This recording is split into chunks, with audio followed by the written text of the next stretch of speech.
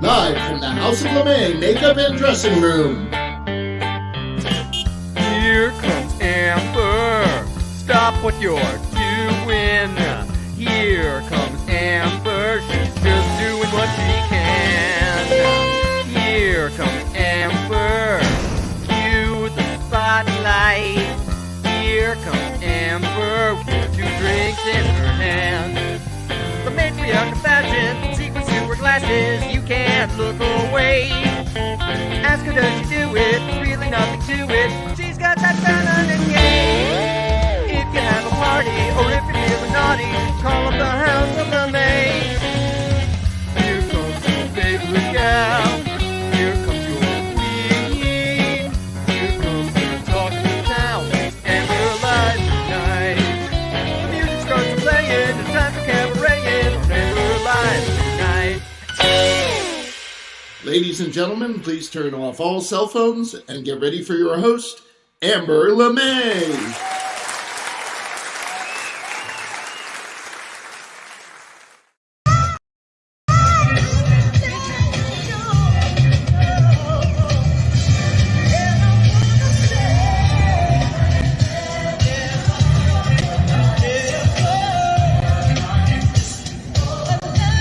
I did one in Red Bank, New Jersey. Right as soon as I started, I sat down and we started singing.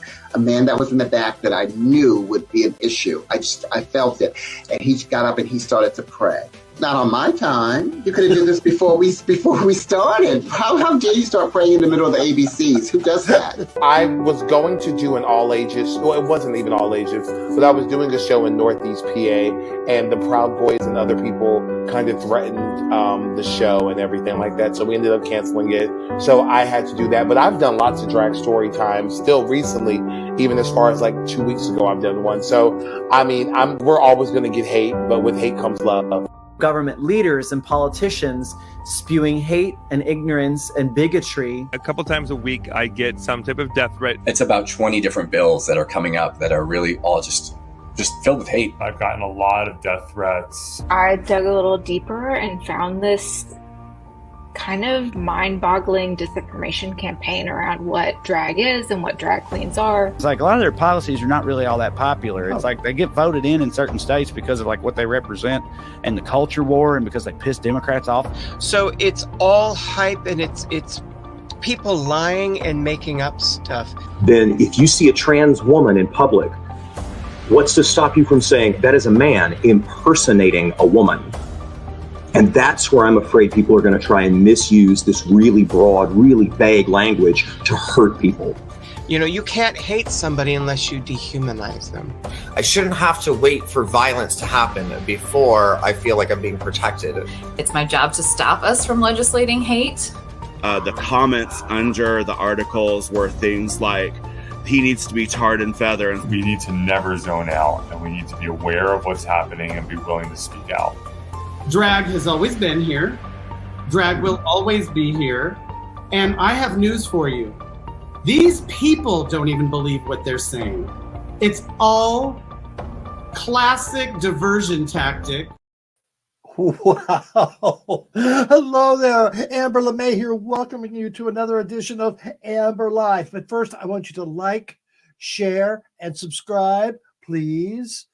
Oh, we've got a really interesting show for you tonight. So let's bring Russell in to talk about it. Russell, come on in.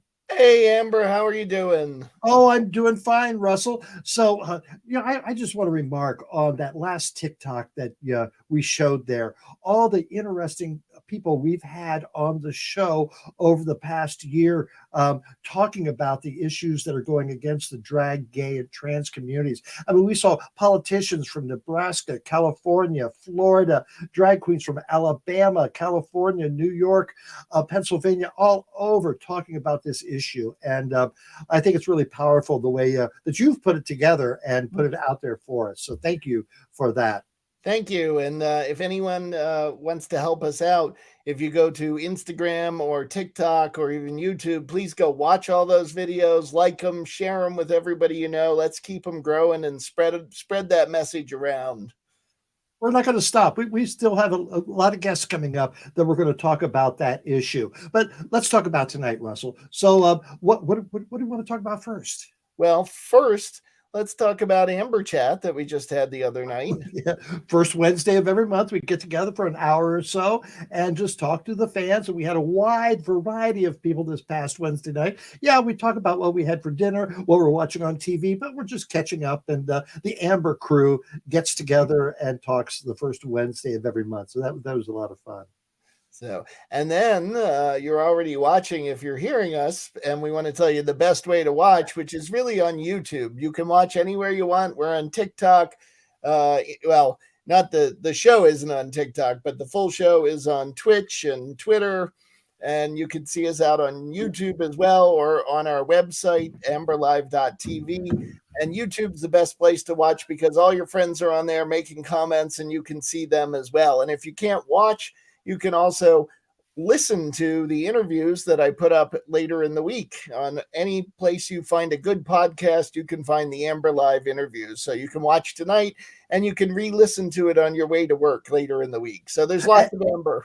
And it's really important to watch on YouTube tonight because we've got some music playing later on. And Facebook likes to delete the music. So if you want to, so you want to make sure you're watching it on YouTube and make comments as well. All right, one more item I know you want to talk about, Russell. Of course, the bustiers. We love our bustiers, and we got some new bustiers this week, the Gephardts, who we really, really appreciate their donation to keep us going. Ron and Karen, they're good friends of the show, and if you'd like to be a bustier, please use that Venmo at RJD Pro that you see there, or you can go to our website and use amberlive.tv. Look for the donate button, and we have lots of different levels that you can give at, from $25 up to $200, but you can give any amount that you can afford to give because it all helps, and we need your help. So use that Venmo at RJD Pro, or go to the website and look for the donate button. We've done over 145 shows in the past 3 years. And if you've enjoyed some of that, $5, $10, that'd be great. If everyone gave 5 or 10, we'd be very happy. So it'd be a huge help. Yes, it would. All right, we have a caption tonight. We do. What do we have? Well, let me say we have a new person behind the scenes tonight. We've got Rocco watching the comments and captions. So if you've got a funny caption for this picture, send it in the comments, label it as a caption so Rocco knows what you're talking about. And then at the end of the show, Amber and Rocco will be talking about those funny captions. So little Easter activity there in that picture. We look forward to some good laughs. Yeah, we got some rookies tonight working the computer. All right, that sounds like fun. All right. Yeah, make sure you caption that picture. All right, Russell, tell us about what we're doing tonight. What we're doing tonight. Well, we've got lots to cover tonight. Amber's got a great rant she's going to do later on. You know how wound up she gets. And we're going to take a look at a dear friend who we lost recently, his life, and Margaurite LeMay and her life and all the things they did. And that is an incredible tribute you're not going to want to miss. But first, we have all the way from Sydney, Australia, the incredible, the fabulous Wonder Mama. And it was funny. I was going through some of our YouTube things that we have on YouTube, and I saw this one person called Wonder Mama who liked it. I thought, oh, I wonder who that is. And I clicked on it. I said, oh my gosh. I said, let's try to get Wonder Mama on the show. And Russell came through for us. So I'm looking forward to talking to her. And so far, the internet gods have been good, and she is connected all the way from the other side of the world for us. Wow. And not our first guest from Australia. No, we've done it before. Yes, I believe it's our third guest from Australia that we've had on the show over the past 3 years. Yes. All right. Well, we'll get back to you later on, Russell. But thank you very much. And let's get on with the show. Enjoy. All right. Yes, as Russell said, we have Wonder Mama from Australia. And here's a little clip of how she works.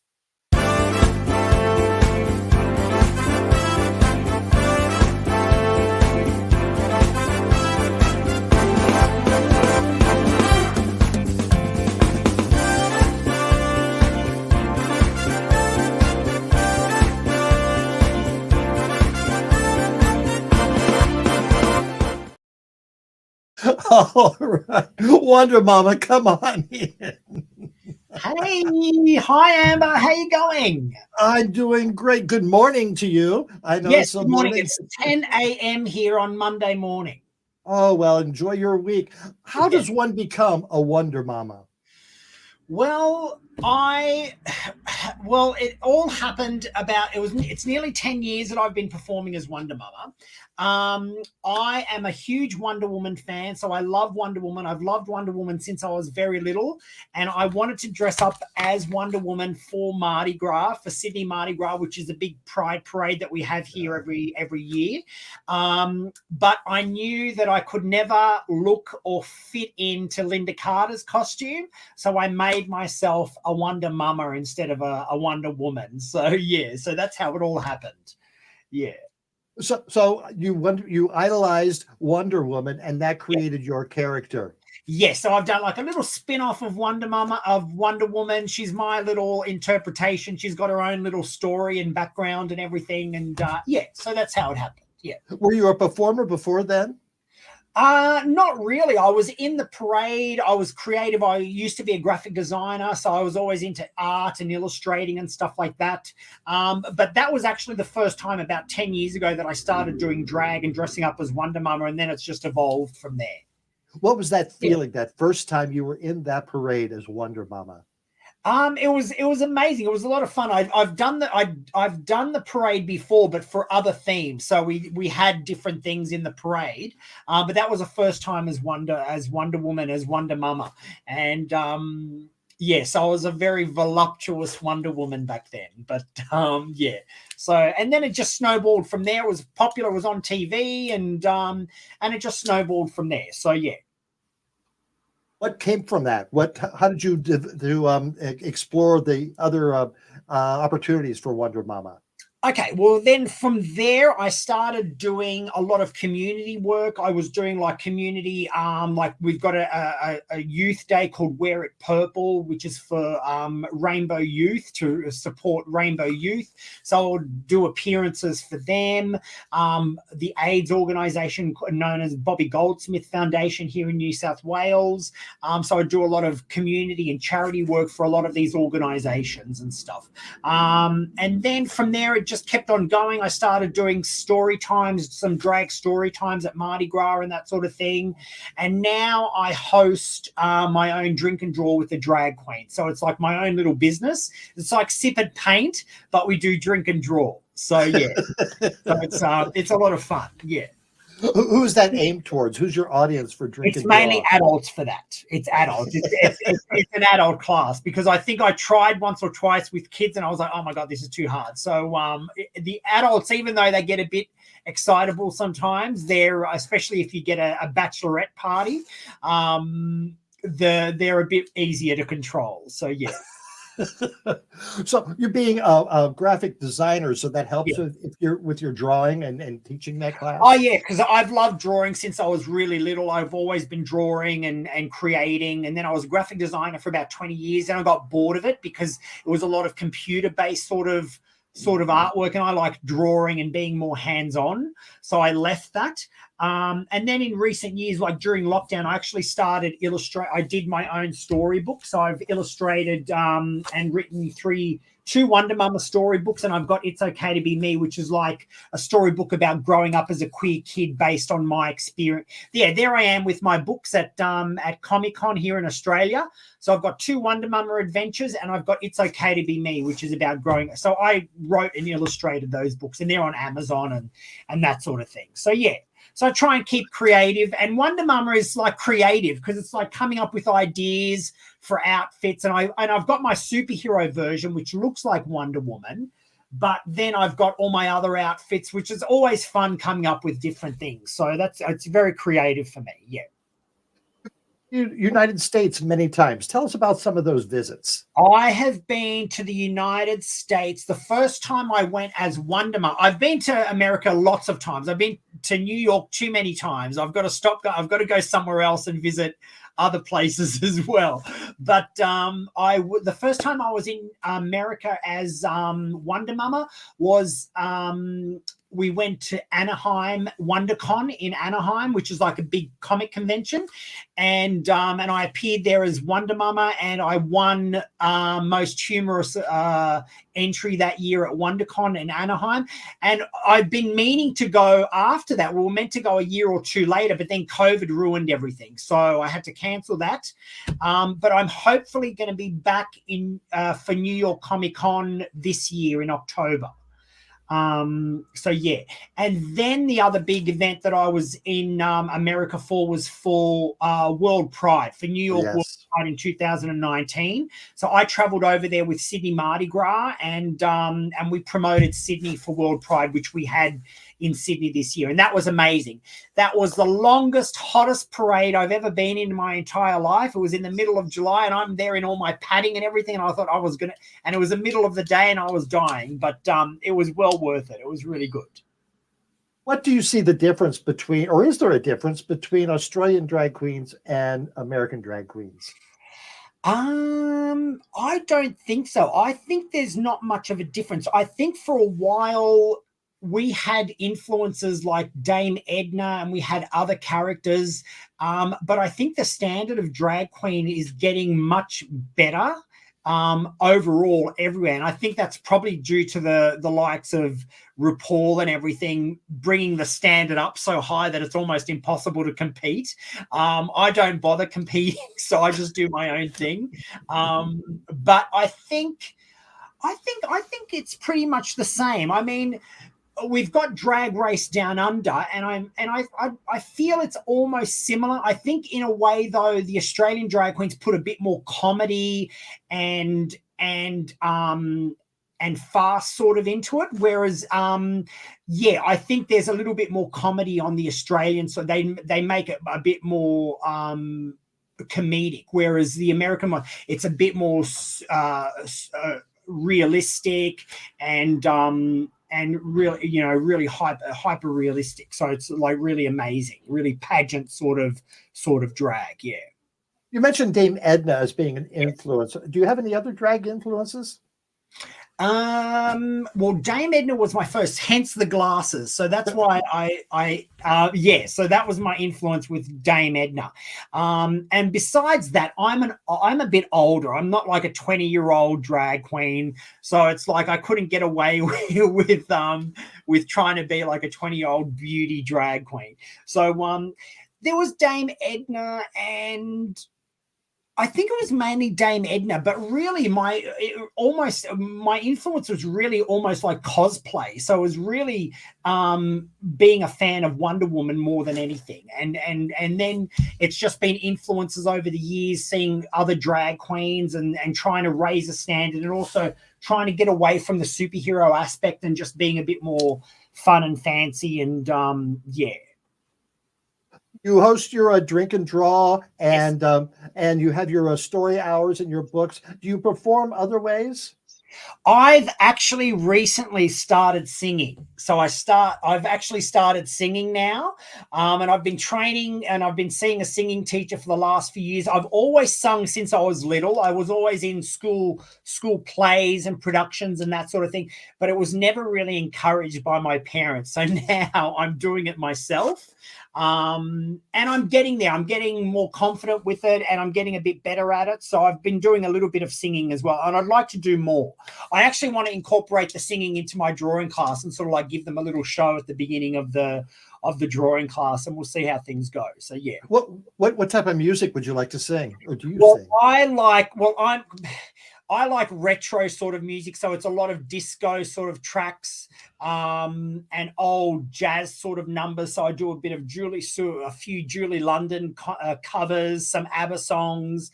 So yeah, it's all a bit of fun. That's it. Have fun doing it. That's the most important thing. Yeah. So it's all a bit of fun. It's all in the name of fun. Yeah. You've got a lot of things going on there. Now, is drag your main source of income right now? At the moment, yes, it's been a little bit quiet with the Christmas and New Year break. A lot of my drawing classes have been, I do an open class once a month, so anyone can book to come and see that, to join into that class. But really most of the business is coming from the hens nights, we call them hens, bachelorette's night, we call them hens nights here in Sydney, here in Australia. But I was actually doing, when I left graphic design, I got into community support work. So that's like just looking after sick people and helping them transporting. So I'm doing a little bit of that as well at the moment. And I've been doing that for a long time, nearly almost 12 years. And it's been good because I can work around it. It keeps the money coming in, and it also, and if I need to do Wonder Mama stuff, then I can easily just say, listen, I'm not available, and that's totally fine. Yeah.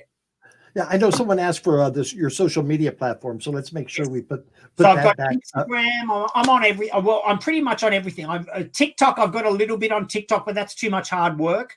I just look at it; it's just too much to do. There's just, to get dressed up and do videos and everything. It's just like, ugh. So I'm on Instagram and Facebook and that sort of thing, and you can keep up to date with me there. And then I've got my website as well. Yeah. What do you want to do next? Do you have a goal to do something big? Well, I want to do more singing and performing. I really want to do more singing and performing. I'm a little bit shy. I'm still an element of me that's a little bit shy about singing. So I think I've actually been thinking about doing some sort of like course or something to sort of like get me a bit more confident. But I think just with a little bit more experience and a bit more, I'll be fine. Yeah.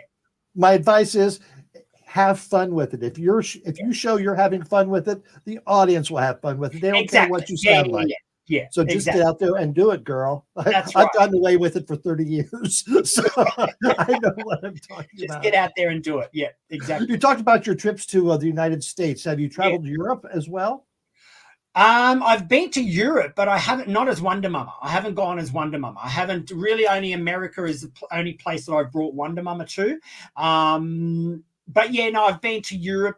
Like I said, COVID ruined everything. I was meant to go to Rome, and for Rome Pride, I was going to go to Rome Pride and bring Wonder Mama to Rome. That all fell through. Yeah. So hopefully next year, or we'll see how things go. All right. Well, Wonder Mama, thank you so much for joining us tonight. Thanks for I really having me, appreciate it. And I know you're going to get a lot of fans. Thank you so much. I love your show. I love all the work you do and supporting the drag community and everything. So it's really amazing because a lot of the stuff that you show, a lot of it is happening here in Australia too. So, there's a lot of anti-drag, anti-trans stuff happening. So it's good to see how things are going there as well to compare. No, so seriously, is it happening there as well? We don't have the legalized bans here.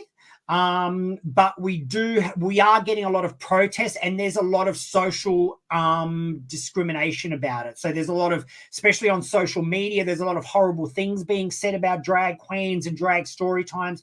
Like I was telling Russell, the producer, I was meant to do a drag story. I did a drag story time in Alice Springs a couple of weeks ago, and the library who was putting it on actually had a lot of online protests and a lot of threats and horrible things being said. And we were prepared for a protest that day, but luckily nothing at all happened. So it was just all online trolls and stuff. So hopefully, there's been a few events though that I know of, especially in Melbourne, that drag events, especially for youth, have been cancelled because of threats. But Melbourne's got a whole different problem. They've got like I was telling Russell, there was a transgender protest. There was an anti-transgender protest happening in the city in Melbourne, and Nazis turned up to that to show their support for anti-trans. And it was a big scandal here in Australia, all on the news and everything, that Nazis had turned up. And there were some politicians there, and it was a mess. But yeah, and a lot of events are being threatened and being called off because of that. So, and it's we're all in this together. We're all in this together, Mama. So let's keep pushing that word out there. I'll share your word. You share my words. Excellent. No worries, Amber. Right. Thank you so much for having me. Good day. No worries. Take care. Bye, everyone. Thank you. Yes. Oh my, how nice. But you know what? Now I've got an Amber rant.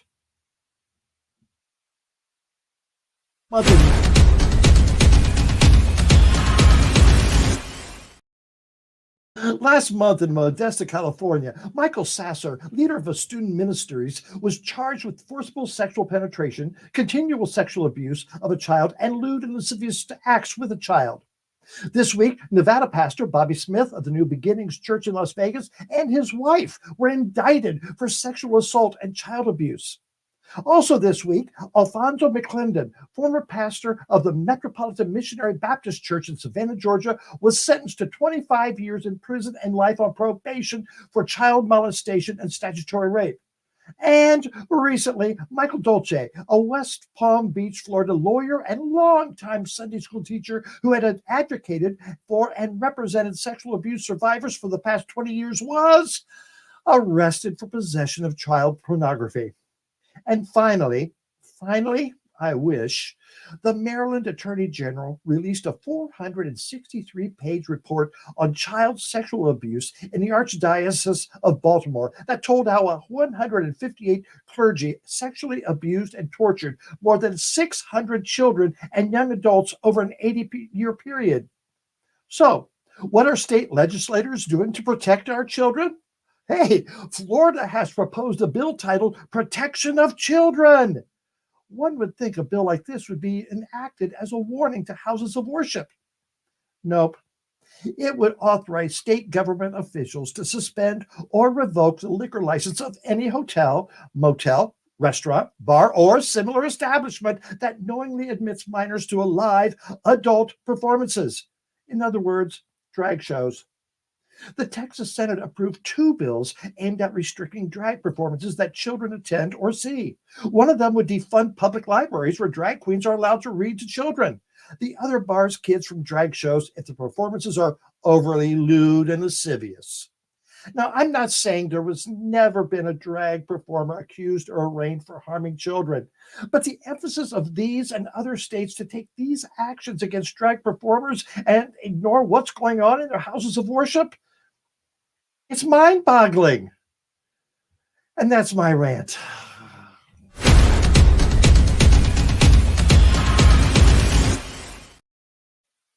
Yes, I ranted. Thank you. All right, Russell, come on in. Hey, Amber, that's quite a rant. Oh, wow. And all those things that happened this week, the ones that were charged and arrested, just beyond. And, nowhere, tell me where a drag queen was arrested this week for harming a child. Just tell me, I'll listen. I'll put it on here if one was. Oh. All right. What do we have coming up, Russell? Oh my goodness. So we already had so much. It's been such a fun show, but we have lots more to come.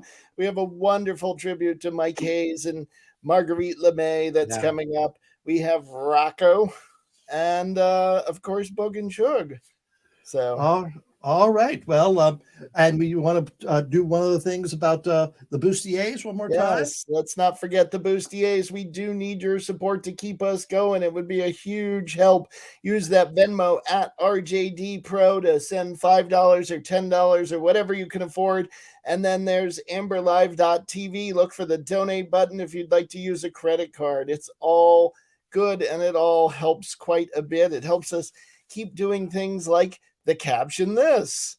Yes. So, if you've got a funny caption for the caption this tonight, please send it in the comments, label it as a caption, and Rocco will get it. Later on, Rocco and Amber will be talking about those funny captions that you send in.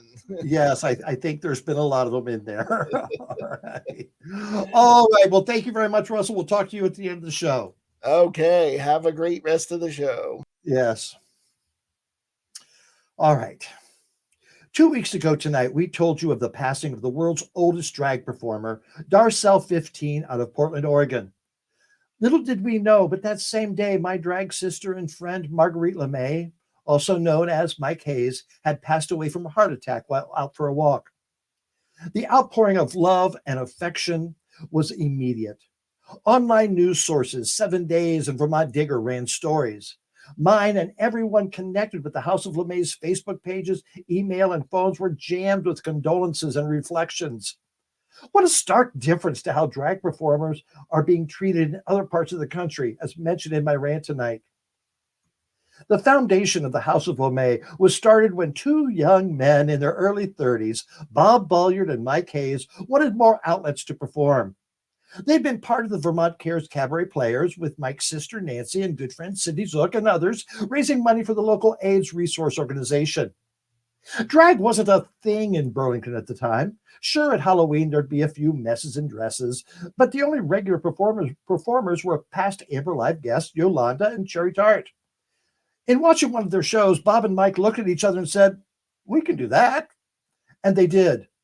The first gig was New Year's Eve, 1993. It was at the Sheraton Hotel for the New Year's Eve party for the Vermont Gay Social Alternatives. Marguerite made our dresses, our friend Mel Deo styled our hairs, our wigs, and we appeared with Cindy Zook, who would later become Cousin Crystal LeMay, and were accompanied by Craig Hilliard, now known to you as Cousin Craig. Now, in those early years, we didn't always look very pretty. This was at a Super Bowl party we hosted, a Mardi Gras celebration, and as the Queens of Denial in a Pride Day float.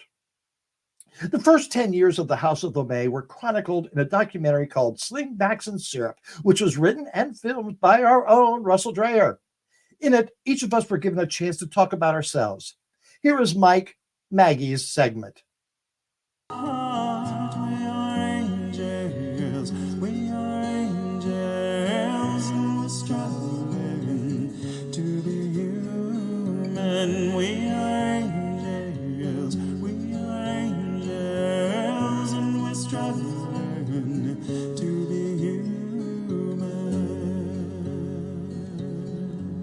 It took more than one person to create something as complex as the House of LeMay. You had these two people with their own sets of talents that were a perfect fit for each other, and it wouldn't have worked without both of them.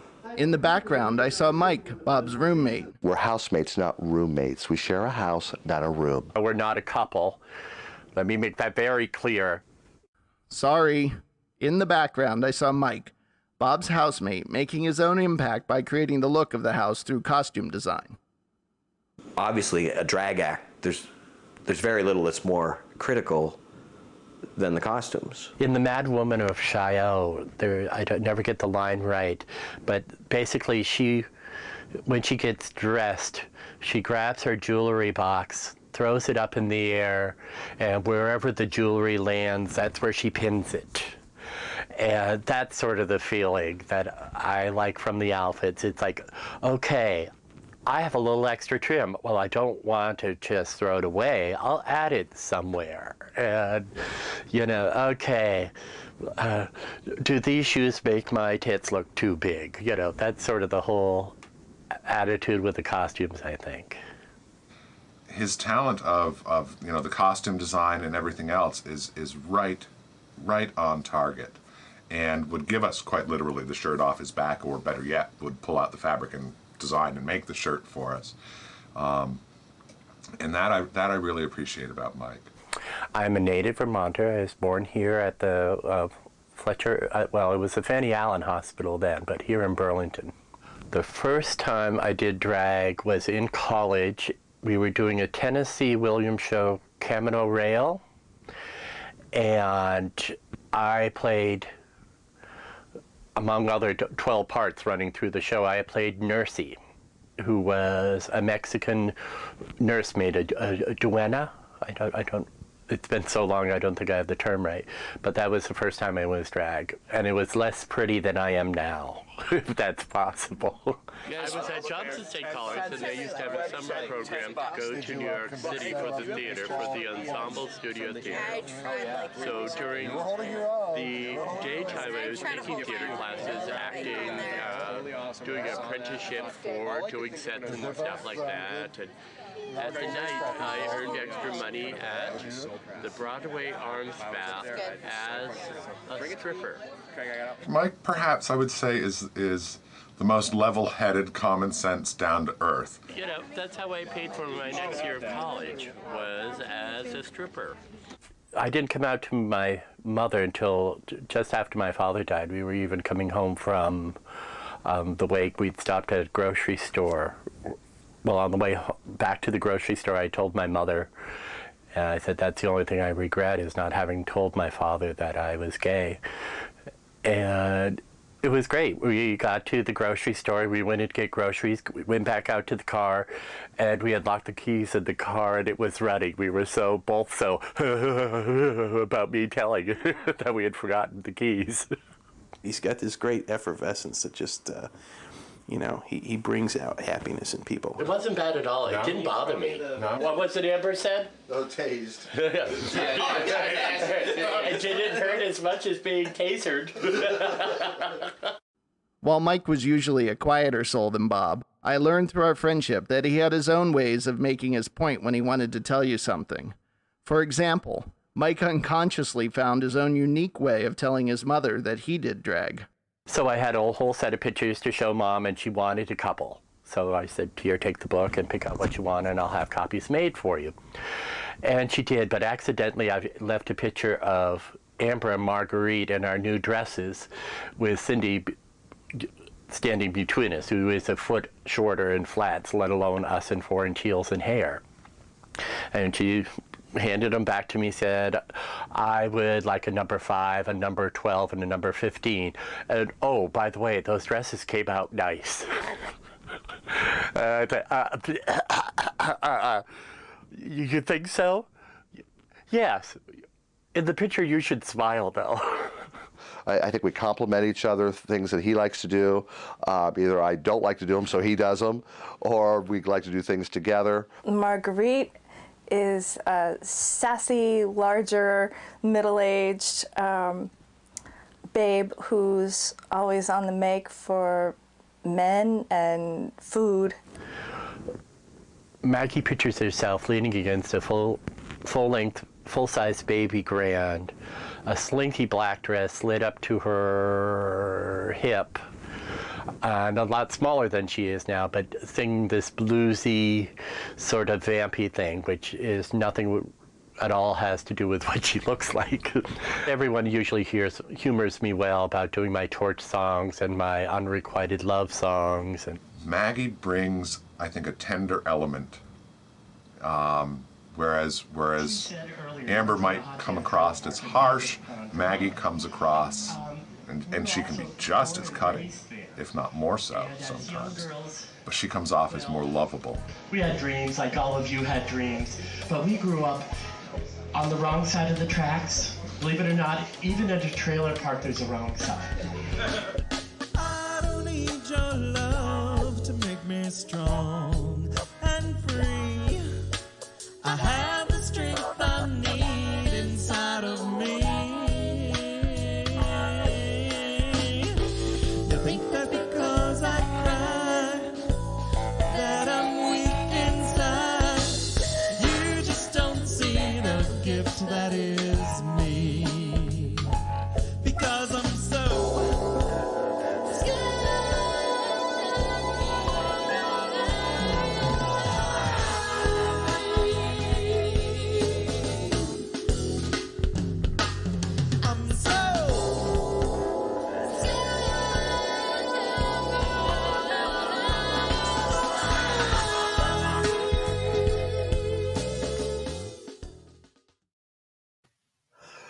Wow. I want to thank Yolanda, who provided the music for that documentary, Slingbacks and Syrup, and you can catch that on Amazon. You can order it, or you can watch it live streaming as well. Wow. So while Mike frequently reminded us he didn't like to sew, you couldn't prove it by our outfits, whether it be for a special occasion like Christmas, a Disney-themed show, or just to make us look nice. But there was one Halloween where Mike made 12 Renaissance costumes. They created quite a scene as they all paraded up Church Street to go to the gay bar. Drag Ball was another of their favorite events, and this is from the Queen of Hearts Ball. Mike and Marguerite loved being out in the community. For the past 11 years, the House of LeMay has volunteered for the Vermont City Marathon, directing runners from the corner of Cherry and Church Streets and the party afterwards, rain or shine. But he was always with a smile and a hearty laugh. As a member of the League of Drag Queen Voters, here we are with Senator Patrick Leahy and his wife, Marcelle. And it just wasn't Vermont. Maggie was loved everywhere. In 2008, she was named most outrageous for the Provincetown Carnival. One year, to raise money for the St. Baldrick's Foundation, she shaved her head right there on Church Street. But their talents were not confined to the stage or the streets. Television commercials came calling, and Marguerite answered. One was for where Mike worked, the fabric store, Rags and Riches. I need help. I love this sofa. Can I get it in paisley? Paisley is my favorite color. Don't let decorating be a drag. Shiny. At Rags and Riches, get the look you've always dreamed of and save 20% on all in-stock fabrics. Thank you, Rags and Riches.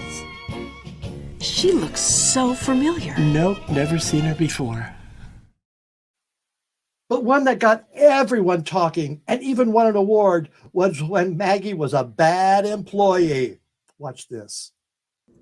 Oh, I've used Microsoft Office, just not Excel. Got a cigarette? Can I bum a cigarette?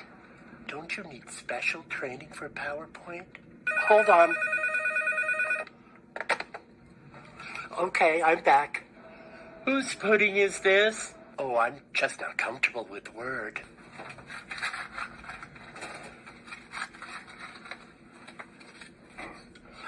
Found them. Does this bra make my boobs look weird? I thought that was Pam's job. Hey. Hello? Hello? We got to make sure that the copying gets... Sure, it's funny until it happens to you. One bad employee can spoil even the best of teams. When you work with West Staff, we put all your prospective hires through state-of-the-art skill and integrity testing. So you're never left cleaning the mess a bad employee leaves behind. West Staff, we'll find a splendiferous employee and make you the hero. Who ate my pudding? I've seen that 1,000 times, and I laugh every time. Now, shortly after that commercial came out, I, as Bob, was at a Vermont Lake Monsters baseball game, and that commercial was shown on their jumbo screen. There were 3 guys sitting in front of me, and they started laughing at the commercial, and one said, "I've seen her on the street with the other drag queens."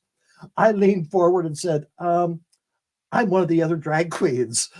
And they proceeded to prove it with many pictures and more laughter. Now, with Mike and Marguerite, there was always laughter. 4 years ago, on his way to work, Mike suffered a stroke. After that, it wasn't possible for Marguerite to make appearances or perform. Last summer, Amber Live frequent guest Ava Solberger featured Mike in one of her award-winning segments of Stuck in Vermont.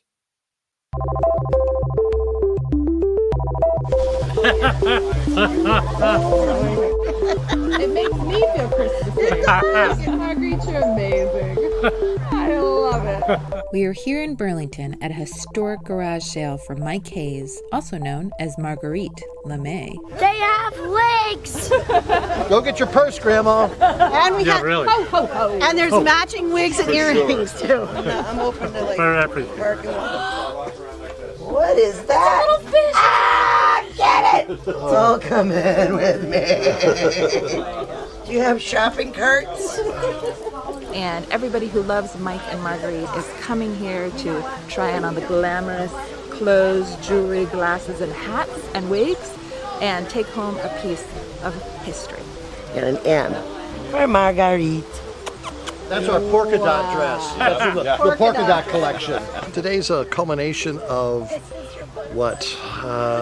almost 30 years of drag history. Fasten your seatbelts. I think it's going to be a bumpy night. Good evening, I am Amber. I'm Marguerite. And I am Lucy Bell. And we are the House of LeMay.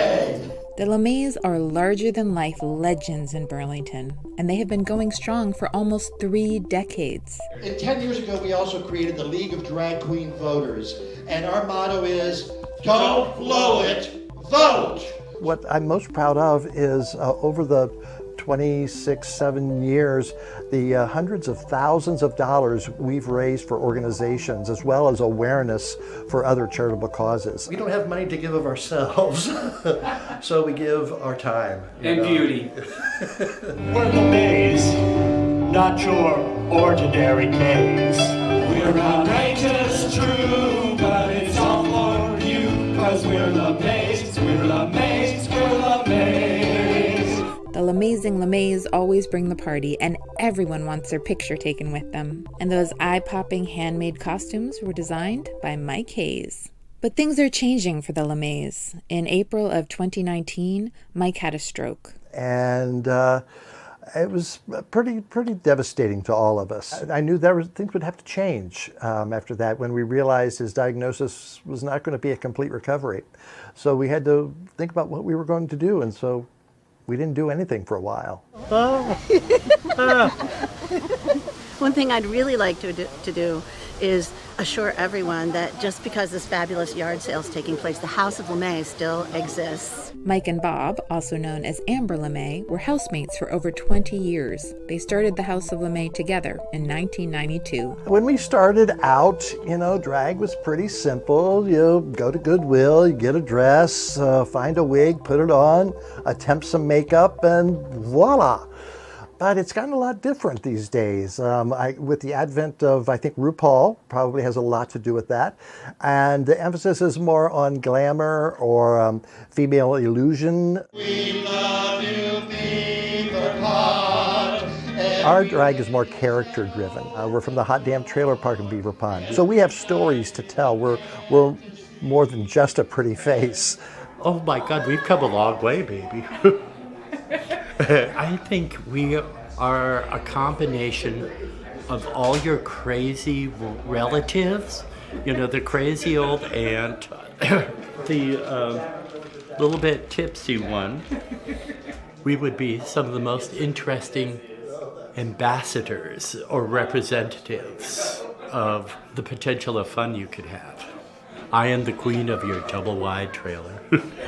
So this is the golden glue gun that started it all. Going through the stuff, we pick up a costume and go, oh, I remember that show. Remember when this happened? When did you wear that? I would say 20 years ago. Turns out I love that Mike was about my size, so I can wear his clothes. I would like to walk a mile in Mike's shoes, because he's had a very amazing life. Well, some of these look familiar to me, and it's just, I love Margaurite, so anything to help and also like to have a little piece of drag history, it's awesome. People come in and I give them a price and they give me 3 times as much money. How would it have been different if there wasn't COVID? We did have several fundraisers for him after it happened because we could still be out and about. But then there was that year that we lost. And so it was good to have that garage sale to get him some funds. It's been really nice seeing everybody come and hug you and put on your glamorous clothes and look beautiful. It's been really nice. It's been nice.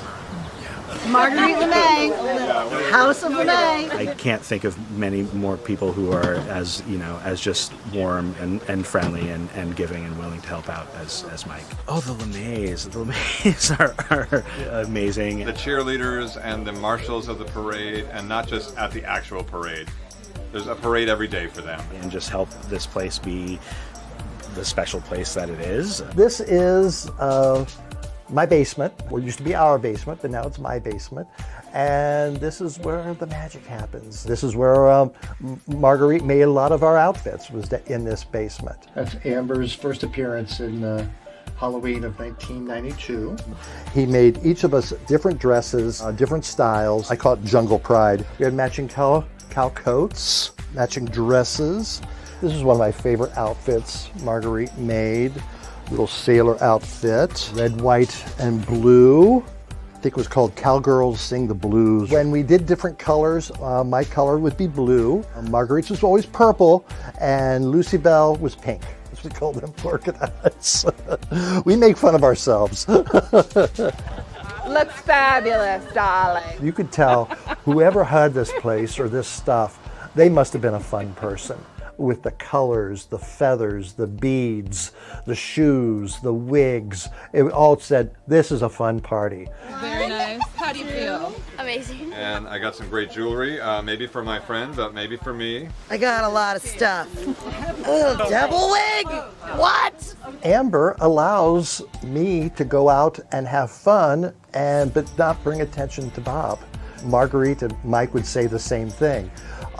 We wouldn't be able to go to parties that we do as Bob and Mike. Who would want us?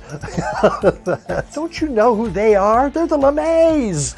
This is our hobby, and we get a lot of pleasure and joy out of it. So that's why we do it. We're in transition. We're going to continue. We still produce The Winter is a Drag Ball. I wouldn't feel right doing a show as the House of LeMay without Mike's presence there, and I don't mean just in the audience. And as Amber, I've created Amber Live. On Thanksgiving weekend, we're doing our virtual Thanksgiving show, and we've done some other things with Amber Live, and so that's what we're going to do for now. Look what Cindy just foisted onto me. Oh. This amazing Disney thing. Yes, that is. Or something like that. Take care. Oh, wonderful.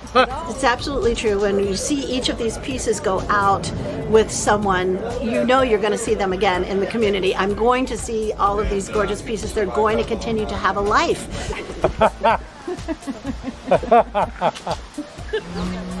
We love you, Mike. We love you, Marguerite. Thank you for all the laughs and entertainment over the years. And we will get stuck in Vermont for you again real soon. Are we peripatetic? No. Para something. Paranormal,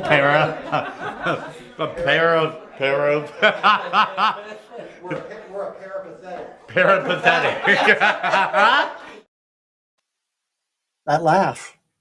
Mike Hayes and Margaurite LeMay were bigger than life itself. So it seems only fitting to close this segment with one of her signature songs, Bigger is Better.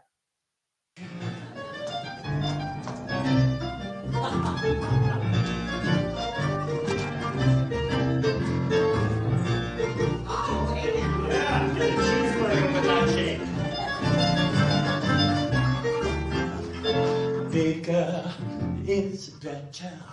That's the way to widen your appeal.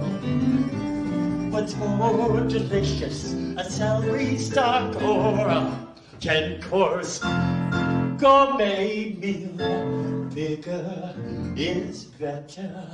That's the rule to make a girl feel great. What's more inviting, a one-room flat or a grand estate? Pull out a view, it's not so bad. Your man will learn to love it. I've got all I ever had. In fact, I've got a lot more of it. Bigger is better. An ample shape keeps interest evergreen. Would you rather ride a pogo stick or a full stretch limousine?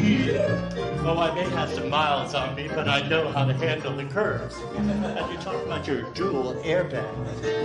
Bigger is better. That's the key for keeping out of pocket.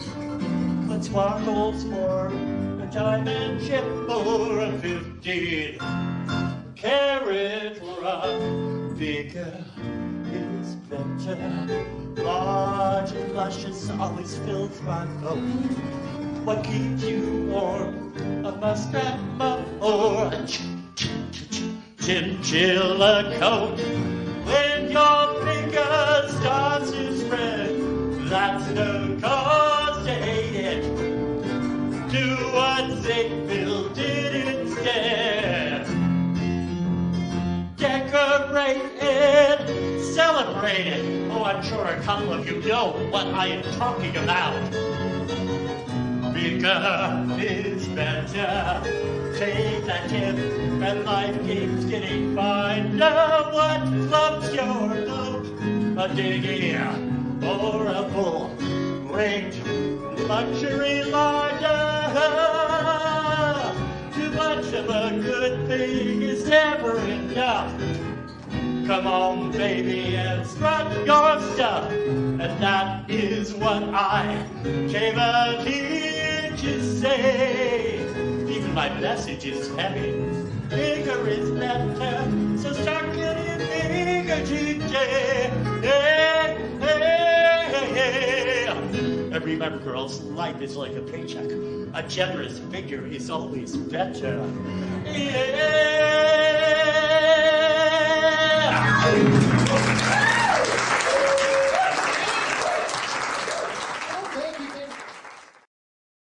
Rest in pride, Mike, Marguerite. Rest in pride. All right, Rocco, come on in, Rocco. Hey, what's going on? Right. Well, we just did a show about an hour long, and your job was to take care of the captions. Were you able to do that, Rocco? Was I supposed to do that? I was too busy crying over here over Marguerite. Okay. Jesus, was that emotional? What are you trying to do to me? Well, yes, it's been an amazing 2 weeks. That's for sure. All right, but I understand. Did you bring something, a recording or a video to show us tonight? Oh yeah, it's my cousin Cooter. It's what he does down in wherever he is in witness protection. I don't know where, somewhere down south. Okay, he sent me this Easter video, and I was laughing my ass off, so I thought I'd share it with you. All right, let's watch it. All right. Hey, how y'all doing? Anyway, what I'm doing out here in the marsh on this wonderful Easter day is going to be doing what I usually do on Easter. It's called hunting. That's right. I like to hunt. I know you do too, because, that's what we all do, right? Anyway, this is what I'm going to do today. It's a special hunting trip I do every Easter. This year, I'm going to be hunting Easter eggs. That's right, Easter egg hunting. So, first thing you gotta do if you want to find an Easter egg, gotta do the Easter egg call. Egg, egg, egg, egg. I'm an Easter egg. I think I spotted one. Egg, egg, egg. Look at him go. Egg. Zipping around, he thinks he's gonna hide from me. No way.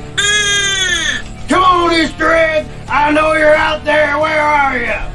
Freeze, egg. Got him. Yeah. Now what we're gonna have is scrambled eggs for breakfast. It is an Easter tradition. I love it. Let's face it, Jesus rose from the dead. Least you could do is have some eggs. Happy Easter to y'all. Yeah. I got a little bit of Ernest T. Bass there for a while. I don't know what the hell is wrong with this guy. Jesus. Oh, I think it's genetic.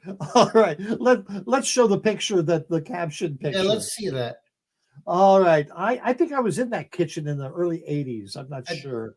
I don't know, but I've seen that after I got into my uncle's things one Easter. Oh, it was things. All That's right. all I'm gonna say. So what kind of comments did we have tonight, Rocco? Well, let's see. Flower Fan 1 says, "Ain't I cute?" All right. Josh Pittman said, "Scary bunny." He's right. It is scary. Yeah. Hey, Malta Scott says, "Who's up for Hassenpfeffer? Rabbit stew." I think we knew that was rabbits. Well, I didn't know it was rabbit. Gary Buck, run, it's the rabbit bunny, not the Easter bunny. Ooh. Char says, "Lucy Bell loaned me her toaster oven. I'm baking eggs." Interesting. Big J Entertainment, the bunny has been unleashed. Ooh. Josh Pittman once again says, "Mummy Bunny is coming." And the last one I got is from Two Toads. I don't even know what to say about it. That's a scary caption photo. Of course, I mixed it up, but you know what I'm saying. Yes, and those comments there came from California, from Montana, from Newfoundland, from Vermont. So a lot of people watching tonight. Thank you so much. Really That's appreciate awesome. that. Yes. All right. So let's bring Russell in. Russell. Hello. Oh, Russell, I tell you, tonight's show was a lot of work on your part, so I really appreciate that. And a lot of work on everyone's part putting all that together tonight, and hard emotional work too, Yes, It was yes, beautiful, though. Beautiful. Yes. Yeah, well, for a beautiful person. All right, Russell, what do we have coming up next week? Oh my goodness, next week. So we have 2 interviews that we're doing this week. The first one is with a gentleman named Abe Gurko, who won't be silent. And he has a incredible TikTok channel. I assume he has other social media too. I haven't looked yet. And just a fantastic story that he's got to tell that has to do with Nazi Germany and his uncle and a song. And I don't want to give any more of it away than that, but It's fascinating. It is fascinating, and how that song that his uncle wrote, 70 years ago, is becoming a song of protest today. And it's fascinating. And who else? And then we have Josh Brandon, who is in the heart of it. He is in Tennessee, and I believe he's been going to the State House and the protests and all the craziness and reporting on it on his social media channels. He's on TikTok, and he has a podcast as well called Overthinking Everything that I'm sure you'll want to talk about. But what caught my attention with him is he has started a new marketing campaign for Tennessee that's called Fuck Tennessee. And he's saying, don't come spend your money. You're not safe here. Stay away. And wow, he is tired. And he lives in Tennessee and he's just tired of it. So if you don't want to spend your money in Tennessee, you can always become a bustier. Right there under my name, Venmo at RJD Pro.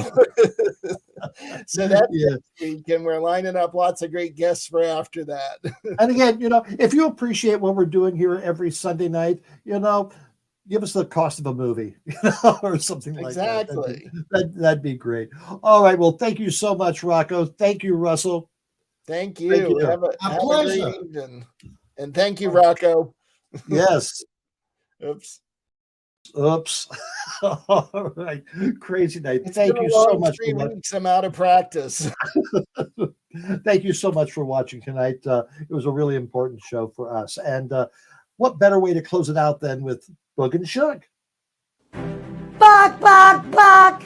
What are you doing? I'm working on my audition to be the Cadbury Bunny. I think that job is filled. Ah, that guy's a hack. Wait till they see me poop an egg out of my butt. You didn't. Oh, God! Cut!